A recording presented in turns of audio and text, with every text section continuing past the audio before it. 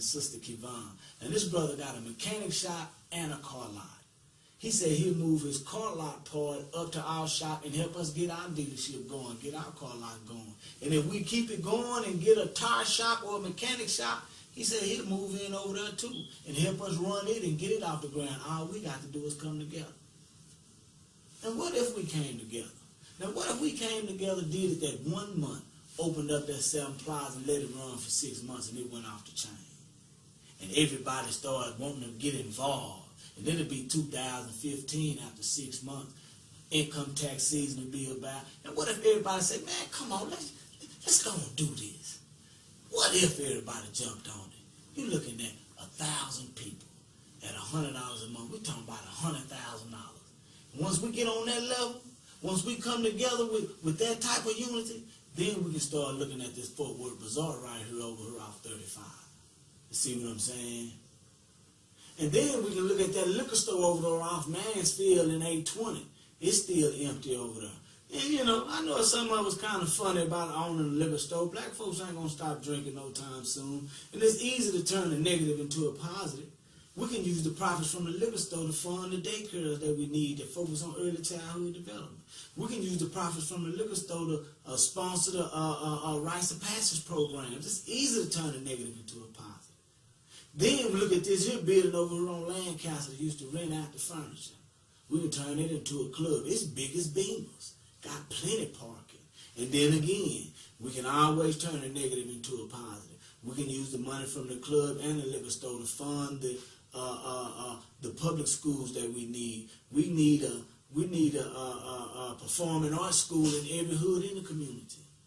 I know we got a Puffy or Dr. Dre or somebody up out the projects that we had a performing arts school right there. And then we can open up our sports bar. You know we love the Cowboys. We need somewhere to go watch the Cowboys that we own and operate. Man, we got blocks up on blocks up on blocks. I mean, we can buy and develop. I mean, we sleeping on the cool because they done already put the Walmart on Berry. That's supposed to be us. They didn't put the 7-Eleven on Rosedale and 35. We supposed to own that. They got the Jack in the Box down there. We supposed to own that. Getting that hospital district money. We slipping. They done fixed the streets up and everything down there. On the cool, Evans down there is run down and they done fixed the streets up. We need to be looking at that. That's a whole black district. And this is a certificate I found online from some people up in California. They already up there getting their money. I mean, we down south. We in Texas. We get everything late. We get the styles late.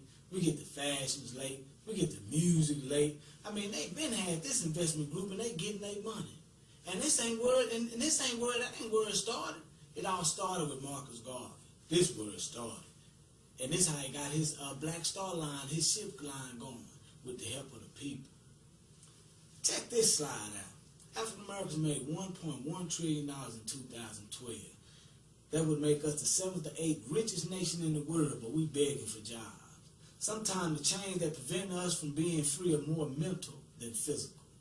Now, for example, what is keeping this horse bound to this chair? The same thing that's keeping that horse tied to that chair is keeping us tied to poverty. That's preventing us from living large, preventing us from living the life that our ancestors envisioned, preventing us from living the life that we want to live. But the thing that's keeping us bound is lighter than that chair. I mean, you can't even see it, the thing that's keeping us bound. Well, you can see it manifesting in people's behavior, but you can't physically see it. And the thing that's keeping us bound is fear. We scared somebody gonna run off with the money. And in today's time, with today's modern technology, that's a lame excuse. My daughter can't download an app or a game without me getting a text. I mean, we can set the account up to where if any movement happens with the account, everybody get a text. We can do like the Nation of Islam did from the Million Man March. They set up a website and had the account on the website where you could see where every dollar went, every movement, whenever you wanted to. I mean, for us to think somebody gonna run off with the money in 2012 with all the safeguards we have with the modern day technology, that can't fly right now. We got to ask ourselves again why we ain't coming together, because that's not a good enough excuse. It don't take a rocket scientist to know what we need to do to change our circumstances. We can lift our whole community if we just get off some of the stuff that we've been programmed to do. We've done it before, we can do it again. And this is just one city that we had in America. This one here is in Tulsa. This was the one that they burned down in the Tulsa riot. They had over 600 businesses. They had grocery stores, banks, post offices. They even had an airport, hospital, all that. I mean, we had a good black district here in Fort Worth down on Evans. They got our African-American leaders, our Fort Worth African-American leaders got plaques and statues down there. They done fixed the street for us, waiting on us to develop it on the cool. All we got to do is come together. That might be where we need to start. We really need to explore that if we come together. And what you think, family? That's a pretty good plan, don't you think? Yeah. Now, we meet every Tuesday at the bookstore from 6:30 to 7:30. Come on down there and holler at us. Check us out. See what we're about. You got any questions, comments, concerns? Come on down there, bring them to me so we can iron it out, because we need to do this.